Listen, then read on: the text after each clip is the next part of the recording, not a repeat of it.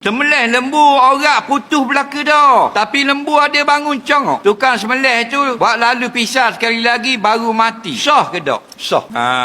Kalau tidak, tak makan lembu. Ikut lembu. Lembu pergi siapa paka. Tak ikut ramai-ramai. Faham? Dengar baik-baik. Ini nadir. An-nadiru la yuhakkamu bihi. Benda yang nadir yang jarang berlaku. Tidak dipolokan hukuman berkenaan dia. Pakai hukum yang lain dah. Dimaafkan. Okey gini. Melih asa. Tak mampu. Asa payah mampu. Tak. Kalau dia sembelih belah atas payah mampu nak siap kejar awet pula hang lagi tak ambo apa nak putus tubik orang dah kejar awet lagi tunggu congok pakai sok bang kata ulama putuskan kepala bang putuskan kepala bila putus kepala boleh makan biasanya matilah sebab dia ada kekuatan sembelih tu sah dah kalau mu nak makan putuskan lagi dia sembelih 2 kali yang diharamkan ni sembelih separuh berhenti dulu gulung kat daun tu ada berkembur tubik lagu lagi sambung balik itu haram faham tak okey jadi dia sampai ayat mazbuh mu tambah pisau yang kedua jadi bangkai ada pun dia kita sembelih masih lagi mustaqirah kita putuskan ayam sembelih dah tak jadi apa je molek-molek ada segar kau galak makan wi putus kepala burung wi putus kepala tapi kalau itik tadi lembu kita wi putus kepala tak mampu juga ngosek asal makan